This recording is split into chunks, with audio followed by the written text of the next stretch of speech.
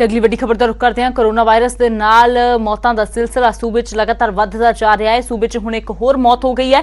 ਤਰਨਤਾਰਨ ਦੇ ਬਜ਼ੁਰਗ ਨੇ ਦਮ ਤੋੜ ਦਿੱਤਾ ਹੈ। ਲੁਧਿਆਣਾ ਦੇ ਨਿੱਜੀ ਹਸਪਤਾਲ ਦੇ ਵਿੱਚ ਜਿਹੜੇ ਇਲਾਜ ਸੀ ਤਰਨਤਾਰਨ ਦਾ ਇਹ ਬਜ਼ੁਰਗ ਜਿਨ੍ਹਾਂ ਦੀ ਹੁਣ ਮੌਤ ਹੋ ਗਈ ਹੈ। ਪੋਜ਼ਿਟਿਵ ਰਿਪੋਰਟ ਆਉਣ ਤੋਂ ਬਾਅਦ ਦਾਖਲ ਕਰਵਾਇਆ ਗਿਆ ਸੀ ਇਸ ਬਜ਼ੁਰਗ ਨੂੰ, ਪਰ ਹੁਣ ਮੌਤ ਹੋ ਗਈ ਹੈ।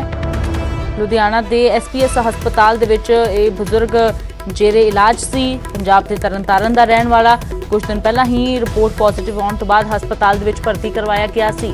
ਰੋਹਿਤ ਗੌੜ ਮੇਰੇ ਸਹਿਯੋਗੀ ਜ਼ਿਆਦਾ ਜਾਣਕਾਰੀ ਦੇ ਲਈ ਜੁੜ ਗਏ ਨੇ। ਤਾਂ ਰੋਹਿਤ, ਇੱਕ ਹੋਰ ਮੌਤ ਹੋ ਗਈ ਹੈ, ਜਾਣਨਾ ਚਾਹਾਂਗੇ ਕਦੋਂ ਤੋਂ ਇਹ ਕੇਸ ਜਿਹੜਾ ਸੀ ਆਇਆ ਸਾਹਮਣੇ ਤੇ ਕੀ ਨਵਾਂ ਕੇਸ ਸੀ, ਤੇ ਨਾਲ ਇਹ ਵੀ ਜਾਣਨਾ ਚਾਹਾਂਗੇ ਕੋਈ ਪਹਿਲਾਂ ਤੋਂ ਵੀ ਬਿਮਾਰੀ ਇਸ ਬਜ਼ੁਰਗ ਨੂੰ ਸੀ?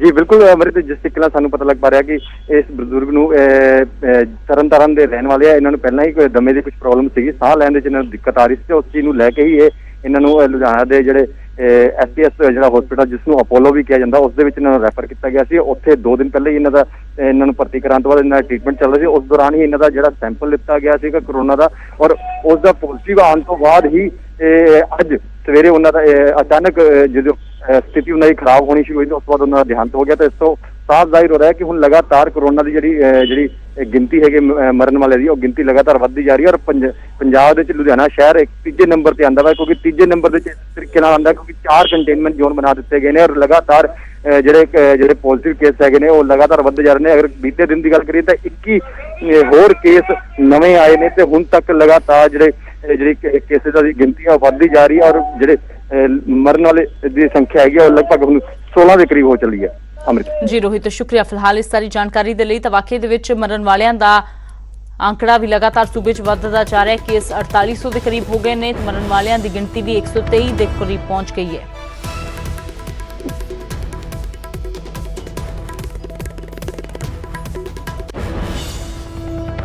ਤੇ ਅਗਲੀ ਵੱਡੀ ਖਬਰ ਦਾ ਰੁਖ ਕਰਦੇ ਹਾਂ, ਗੱਲ ਕਰਦੇ ਹਾਂ ਸਿੱਖ ਫॉर ਜਸਟਿਸ ਤੇ ਗੁਰਪਤਵੰਤ ਪੰਨੂ ਦੀ, ਜਿਸ ਦੇ ਖਿਲਾਫ ਹਾਈ ਕੋਰਟ ਦੇ ਵਿੱਚ ਜਨਹਿਤ ਪਟੀਸ਼ਨ ਦਾਖਲ ਕੀਤੀ ਗਈ ਹੈ। ਆਉਣ ਵਾਲੇ ਦਿਨਾਂ ਦੇ ਵਿੱਚ ਇਸ ਜਨਹਿਤ ਪਟੀਸ਼ਨ ਤੇ ਸੁਣਵਾਈ ਹੋਵੇਗੀ। ਦਰਅਸਲ ਐਸਐਚਏ ਤੇ ਗੁਰਪਤਵੰਤ ਪੰਨੂ ਦੇ ਖਿਲਾਫ ਇਸ ਪਟੀਸ਼ਨ ਦੇ ਰਾਹੀਂ ਸਖਤ ਕਾਰਵਾਈ ਦੀ ਮੰਗ ਕੀਤੀ ਗਈ ਹੈ। ਸਿੱਖਾਂ ਨੂੰ ਭੜਕਾਉਣ ਦੀ ਕੋਸ਼ਿਸ਼ ਤੇ ਇਲਜ਼ਾਮ ਲੱਗੇ ਨੇ। ਭਾਰਤ ਲਿਆ ਕੇ ਸਖਤ ਕਾਰਵਾਈ ਦੀ ਮੰਗ ਕੀਤੀ ਗਈ ਹੈ। ਪੰਨੂ ਦੀ ਕਾਲ ਰਿਕਾਰਡਿੰਗ ਵੀ ਪਟੀਸ਼ਨ ਦੇ ਨਾਲ ਅਟੈਚ ਕੀਤੀ ਗਈ ਹੈ। ਉਮੇਸ਼ ਮੇਰੇ ਸਹਿਯੋਗੀ ਫੋਨ ਲਾਈਨ ਤੇ ਜੁੜ ਗਏ ਨੇ। ਤਾਂ ਉਮੇਸ਼, ਕਾਲ ਰਿਕਾਰਡਿੰਗ ਲਗਾਤਾਰ ਜਿਹੜੀ ਹੈ ਕਈ ਤਰ੍ਹਾਂ ਦੀਆਂ ਇਸ ਤੋਂ ਸਾਹਮਣੇ ਆ ਰਹੀਆਂ ਨੇ ਸ਼ਿਕਾਇਤਾਂ ਕਿ ਅਕਸਰ ਹਰ ਦੂਜੇ ਸਿੱਖ ਵਿਅਕਤੀ ਨੂੰ ਉਹ ਕਾਲ ਜਾ ਰਹੀ ਹੈ। ਤਾਂ ਫਿਲਹਾਲ ਹੋਰ ਕੀ ਕੁਝ ਜਾਣਕਾਰੀ?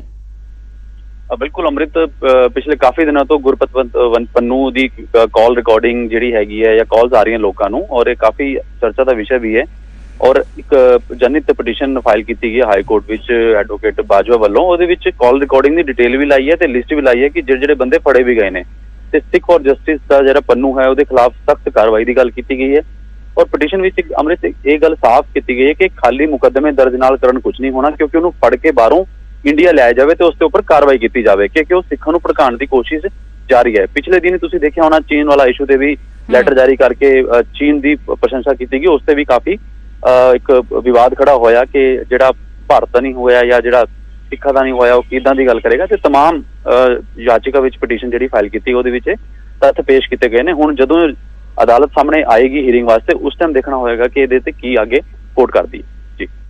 ਜੀ ਉਮੇਸ਼, ਸ਼ੁਕਰੀਆ ਫਿਲਹਾਲ ਇਸ ਸਾਰੀ ਜਾਣਕਾਰੀ ਦੇ ਲਈ। ਤੇ ਅਗਲੀ ਹੋਰ ਇੱਕ ਵੱਡੀ ਖਬਰ ਦਾ ਰੁਖ ਕਰਦੇ ਹਾਂ।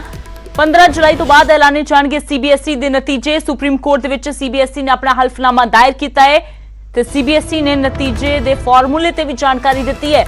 ਹੁਣ 3 ਤੋਂ ਵੱਧ ਪੇਪਰ ਦੇਣ ਵਾਲੇ ਨੂੰ ਬੈਸਟ 3 ਦੇ ਨੰਬਰ ਮਿਲਣਗੇ।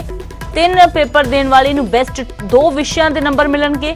1 ਜਾਂ 2 ਪੇਪਰ ਦੇਣ ਵਾਲੇ ਦਾ ਨਤੀਜਾ ਇੰਟਰਨਲ ਅਸੈਸਮੈਂਟ ਦੇ ਆਧਾਰ ਤੇ ਹੋਵੇਗਾ। 12ਵੀਂ ਦੇ ਵਿਦਿਆਰਥੀਆਂ ਨੂੰ ਪੇਪਰ ਦੇਣ ਦਾ ਆਪਸ਼ਨ ਮਿਲੇਗਾ, ਜਦਕਿ 10ਵੀਂ ਦੇ ਵਿਦਿਆਰਥੀਆਂ ਬਾਰੇ ਪਹਿਲਾਂ ਹੀ ਸਾਫ਼ ਕਰ ਦਿੱਤਾ ਗਿਆ ਸੀ ਕਿ 10ਵੀਂ ਦੇ ਵਿਦਿਆਰਥੀਆਂ ਦਾ ਸਿੱਧਾ ਨਤੀਜਾ ਐਲਾਨਿਆ ਜਾਵੇਗਾ। सुशील पांडे मेरे सहयोगी फोन लाइन से जुड़ गए ने। तो सुशील, 10वीं कक्षा के अगर विद्यार्थियों की बात की जाए तो उनके लिए किसी तरह को कोई ऑप्शन नहीं है, उनका नतीजा ऐलाना जाएगा, लेकिन 12वीं के विद्यार्थियों के लिए ऑप्शन दिया गया है। और क्या कुछ जानकारी? जी बिल्कुल, देखिए साफ तौर से 12वीं के छात्रों के लिए ऑप्शन दिया गया है कि अगर 12वीं के छात्र माहौल ठीक हो जाने तक का इंतजार करते हैं और दोबारा परीक्षा देना चाहते हैं तो उनको ये मौका दिया जाएगा। साथ ही साथ ये भी कहा गया है 12वीं के छात्र को कि अगर वो सेल्फ असेसमेंट को लेकर फिलहाल वो देना चाहते हैं अपने अंकों का मूल्यांकन, तो वो मूल्यांकन 3 से जो अधिक पेपर है और उसमें जो बचे हुए पेपर हैं उसमें सर्वश्रेष्ठ 3 विषयों के औसत अंक से उनके अंकों का मूल्यांकन किया जाएगा।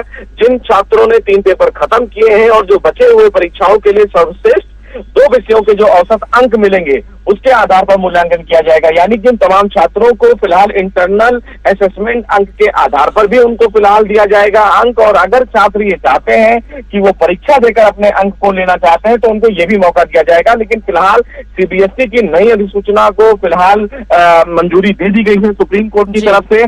फिर अब सुप्रीम कोर्ट में दोबारा फिलहाल 15 जुलाई के बाद एक नया अधिसूचना जारी की जाएगी, जिसके बाद ये कहा जाएगा कि क्या जो छात्र परीक्षा देना चाहते हैं उन छात्रों के लिए भी एक बार मौका दिया जाएगा। जी सुशील, शुक्रिया फिलहाल इस तमाम जानकारी के लिए। तो 15 जुलाई तो बाद नतीजे ऐलान दिते जाएंगे, क्योंकि 10वीं के विद्यार्थियों का सीधा नतीजा आएगा। इंटरनल असेसमेंट के हिसाब के नाल ही उन्होंने नंबर लगणगे, पर 12वीं के विद्यार्थियों को एक ऑप्शन जरूर दी गई है कि जेकर माहौल ठीक होने तो बाद पेपर देना चाहते हैं तो दे सकते हैं। फिलहाल इस बुलेटिन के इन्ना ही, मैनूं दिओ इजाजत।